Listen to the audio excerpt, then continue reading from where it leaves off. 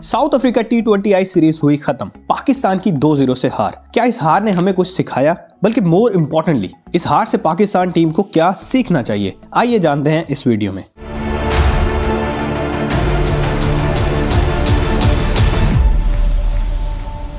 Lesson number 1, pace attack exposed. Second T20I में 206 run score करने के बावजूद पाकिस्तान मैच हार गया। वजह, हमारे पेसर्स ने 11.61 की रन रेट से रन कंसीड किए। इनिंग्स के स्टार्ट से ही पाकिस्तानी पेसर्स ने स्लो बॉल्स पर बहुत ज्यादा रिलाई किया, जो कि पिच की फ्लैटनेस और बाउंड्री साइज को देखते हुए कोई बुरा आइडिया नहीं था। लेकिन इस स्लो बॉल प्लान में दो बहुत बड़े मसले थे। Issue number 1, predictability. Fast bowlers की स्लो डिलीवरी तब तक इफेक्टिव होती है जब तक वो एज ए सरप्राइज डिलीवर की जाए, या आपकी स्लोअर वन इतनी डिसेप्टिव हो कि बैटर्स उसे पिक ही ना कर सके, जिस तरह की बुमराह के पास है। Quite honestly Pakistani fast bowlers इस डिपार्टमेंट में लैग करते हैं। सेकंड T20I में साउथ अफ्रीकन इनिंग्स के 10th ओवर में हारिस रऊफ को बॉलिंग पर लाया गया। उस टाइम रासी वंडरडुसन 14 बॉल्स पर 18 रन बना चुके थे। वो सेट थे, लेकिन अभी अपने टॉप गियर में नहीं गए थे। हारिस ने ओवर की पहली 3 बॉल स्लो ऑफ कटर किए और सिर्फ 1 रन कंसीड किया। लेकिन काम तब खराब हुआ जब उन्होंने चौथी बॉल भी स्लो की, जिसके लिए वंडरडुसन पूरी तरह तैयार थे और उन्होंने एक लंबा छक्का लगाया लेग साइड पर। इसी तरह अब्बास अफरीदी का स्लो बॉल प्लान भी नाकाम हुआ। अब्बास लगातार 1 बॉल तेज और 1 बॉल स्लो कर रहे थे। अगेन वंडरडुसन ने इस चीज को नोटिस किया और वो अब्बास की हर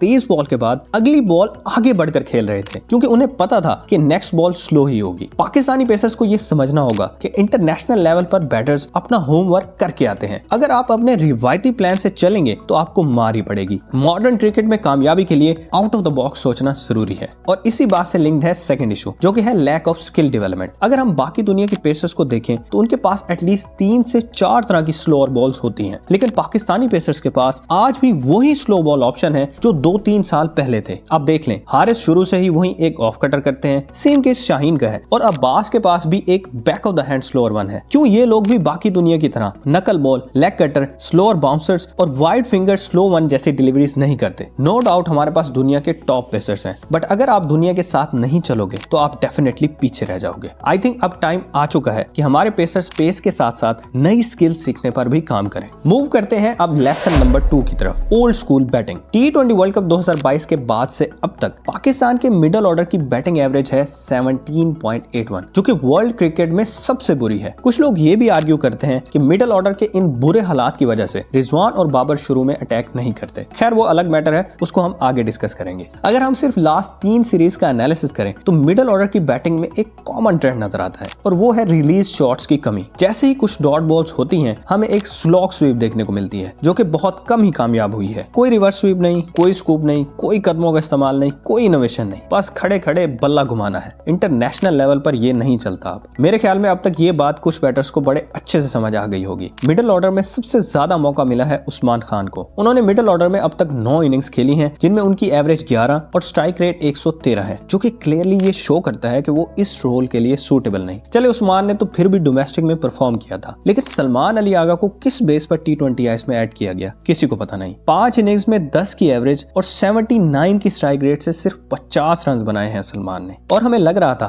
कि जिम्बाब्वे सीरीज के बाद सलमान को T20 टीम में वापस नहीं लाया जाएगा, लेकिन साउथ अफ्रीका के अगेंस्ट आखिरी T20I में उन्हें फिर से प्लेइंग 11 का हिस्सा बना लिया गया। अनबिलीवेबल। तो दोस्तों, क्या टाइम आ चुका है कि मोहम्मद हारिस, हैदर अली और कासिम अकरम जैसे ऑप्शंस को ट्राई किया जाए, जिनके पास इनोवेशन और पावर दोनों है? पाकिस्तान थिंक टैंक को इस बारे में सोचने की सख्त जरूरत है। ये तो बात हो गई मिडिल ऑर्डर की, लेकिन हमारा टॉप ऑर्डर भी मॉडर्न क्रिकेट से बहुत पीछे है। हमने अपनी लास्ट वीडियो में मोहम्मद रिजवान की बैटिंग का कंप्लीट एनालिसिस किया है। हमने बताया कि क्यों पिछले कुछ अरसे से उनकी पावर प्ले स्ट्राइक रेट नीचे ही आती जा रही है, क्यों उनका लेग साइड को प्रेफर करना अब उनके लिए एक दर्द सर बन चुका है, और क्यों उनका स्ट्राइक रोटेट ना करना एक बहुत बड़ा मसला है। अगर आप वो वीडियो देखना चाहते हैं तो आपको लिंक डिस्क्रिप्शन में मिल जाएगा। बात करते हैं अब लेसन नंबर 3 की, ओपनिंग कॉम्बिनेशन। एक तवील अरसे तक रिजवान और बाबर हमारे T20 ओपनर थे। इनफैक्ट स्टैट्स बताते हैं कि T20 इंटरनेशनल्स में इस जोड़ी ने सबसे ज्यादा बार ओपनिंग की है। इस दौरान पाकिस्तान ने कई मैचेस जीते, बड़े बड़े टोटल्स भी चेज किए और नए रिकॉर्ड्स भी बनाए। लेकिन जहां अरूज होता है वहां कभी ना कभी जवाल लाजमी आता है, और यही हुआ इस पार्टनरशिप के साथ। T20 वर्ल्ड कप 2022 के स्टार्ट से अब तक बाबर रिजवान जोड़ी ने 7.31 की रन रेट से 517 रन बनाए हैं। याद रहे कि ये वो टाइम है जब बाकी दुनिया पावर प्ले में 9 से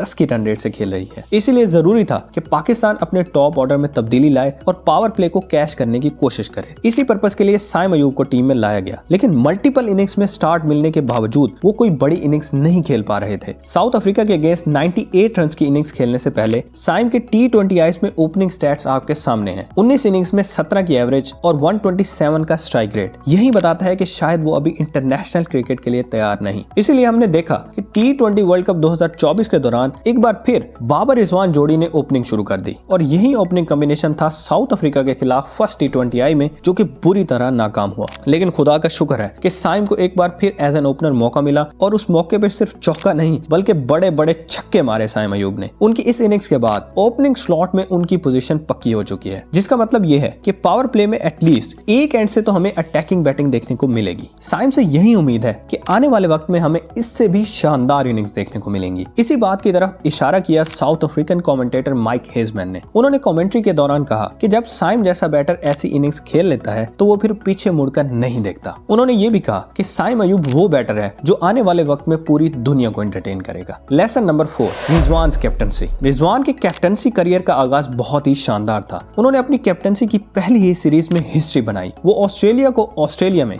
22 साल बाद सीरीज हराने में कामयाब हुए, लेकिन T20 आईज में एज ए कैप्टन वो बैक टू बैक 2 सीरीज हार चुके हैं, पहले ऑस्ट्रेलिया से और अब साउथ अफ्रीका से। ये हार इसलिए भी ज्यादा तकलीफ दे है क्योंकि दोनों सीरीज में ऑपोजिशन टीम के कई मेन प्लेयर्स मिस थे। सो क्वेश्चन ये है कि क्या गलत कर रहे हैं वो। आई थिंक रिजवान को अपनी सोच के मुताबिक प्लेयर्स टीम में लाने चाहिए और सबसे पहले फखर जमान को वापस लाना चाहिए। वी ऑल नो कि फखर एक जेन्युइन मैच विनर है। रिजवान की PSL में कप्तानी हम सब ने देखी है। वहाँ वो यंगस्टर्स को पूरा सपोर्ट करते हैं और पूरा मौका देते हैं। अब्बास अफरीदी, एहसान उल्लाह और उसामा मीर जैसे प्लेयर्स ने रिजवान की ही कैप्टनसी में नाम बनाया है। लेकिन साउथ अफ्रीका सीरीज में हमने देखा कि सुफियान मुकीम को सिर्फ एक बुरी परफॉर्मेंस की बेस पर टीम से बाहर कर दिया गया। इस तरह का एक्शन प्लेयर के मोराल को डाउन कर सकता है। अगर फ्यूचर के लिए एक तगड़ी टीम बनानी है तो ऐसी चीजें अवॉइड करना होगी। आपके ख्याल में पाकिस्तान के लिए इस सीरीज का सबसे बड़ा लेसन क्या था? कमेंट सेक्शन में जरूर बताइएगा और वीडियो अच्छी लगी हो तो वीडियो को लाइक और चैनल को सब्सक्राइब कर दें। It will motivate us.